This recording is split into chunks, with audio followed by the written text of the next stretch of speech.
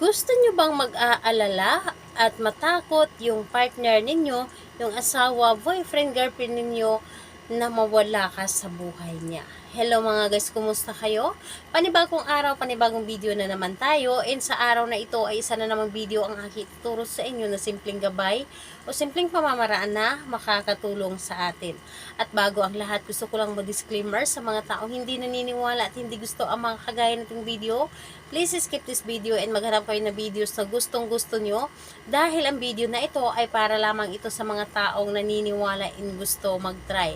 Sa lahat po na mga nagko-comment po dito sa aking video dito sa loob ng aking channel, mag-ingat sa lahat ng mga nagre-reply sa inyo na dinadala kayo sa kanilang WhatsApp and Imo app upang makaiwas po tayo sa scam. Ngayon po, gusto ninyo ba na matakot yung partner ninyo na mawala ka sa buhay niya? Kung dati ikaw ay takot na mawala siya sa buhay mo, ngayon i-reverse natin. I-reverse natin na siya na yung matakot na mawala ka sa buhay niya dahil lagi ka na lamang sunod-sunuran sa kanya, kung ano man yung gusto niya, yun ang masusunod, at ikaw naman na sobrang mahal mo siya, ay sunod-sunuran ka sa lahat ng gusto niya or dahil natatakot ka na mawala siya sa buhay mo dahil mahal mo ang isang tao. Ngayon po, siya na naman yung makakaramdam kung ano man yung naramdaman mo dati, yun din po ang ipaparamdam natin sa kanya ngayon na siya yung matakot na mawala ka sa buhay niya. Ito ay pwedeng gawin sa parehas ang kasarian, babae to babae and lalaki to lalaki. Siyempre naman sa ating babae at lalaki na mag-partner. And dito po ay pwede mo itong gawin kahit na kayo ay magkalayo at magkalapit sa isa't isa. Dito, wala tayong kailangan na materialis kundi yung sarili mo lamang. Yes po, tama po ang narinig ninyo, sarili nyo lamang po. Ito ay isang meditation na isa sa mga mabisa na pamamaraan. Paano mapagpatibay yung relasyon ninyo? Paano ka laging mamiss? Paano ka laging maaalala? Paano mag-aalala yung partner ninyo? Paano na yung partner ninyo ay hindi ka bibitawan.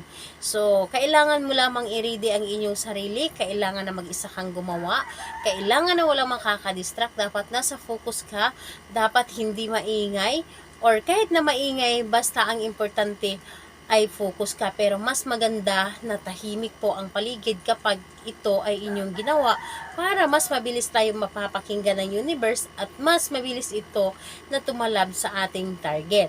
So, dito po, bago ka matulog sa gabi, yes po, bago ka matulog sa gabi. Bago ka matulog sa gabi, kahit na ikaw ay nakaupo, nakahiga, o ano man yung ginawa ninyo, pero mas maganda na nakahiga na kayo or kahit na nakaupo, pumikit lamang kayo. Pumikit kayo at magmuni-muni. Pumikit at magmuni-muni lamang.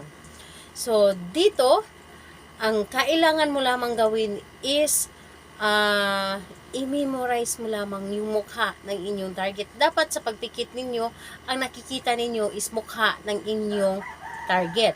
So, habang nakapikit kayo, paulit-ulit ninyong sinasambit sa isip lamang. Kahit sa isip lamang, hindi na kailangan na ibuka ang ating bibig o hindi na kailangan na ipabulong. Pero pwede din po na pabulong. Pwede din po pabulong and pwedeng isip lamang. Ako kasi isip yung ginagamit ko, hindi ko na nilalabas yung boses ko. So, isip lamang, sambitin mo yung pangalan niya at apelyido ng 21 times. 21 times po. Pangalan niya, apelyido, at sasabihin ninyo na matakot ka, mag-alala ka na mawala ako sa buhay mo. Pangalan, apelyido, matakot ka, mag-alala ka na mawala ako sa buhay mo. So, ang gagawin ninyo para hindi kayo lumagpas sa 21 times at hindi magkulang habang banggit o binibigkas po ninyo, magka-count kayo gamit ang inyong mga daliri. Dahil ganyan din po ang aking mga ginagawa para hindi ko makalimutan habang ginagawa ko ang isang meditation. Ang isang meditation ay isa ito sa mga pamamaraan, lalo na kapag may pangontra ang inyong target, mabisa po ito para sa kanila. So, ayun po, yun lamang ang inyong sasambitin bago kayo matulog sa gabi. or sa umaga. Pagkagising ninyo sa umaga, yun po ang sasambitin ninyo. So, pangalan, apelyido, matakot, at mag-aalala ka na mawala ako sa buhay mo. 21 times po. So, ayun, kapag natapos na ang paulit-ulit na 21 times na pagkasambit ng kanyang pangalan at apelyido at yung magic words, pwede ka nang matulog ng mahimbing. Huwag mo na siyang isipin para siya yung mag-isip sa inyo.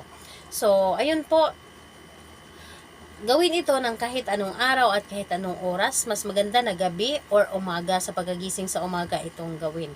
Sa lahat po ng mga gustong magpa-shoutout, mag-comment lamang sa baba para ma-shoutout ko kayo sa next video. And sa lahat po ng mga gustong magtanong, mag-comment lang din po sa baba para ma-replyan ko din po kayo. Salamat po sa inyo. Bye bye everyone. God bless us all.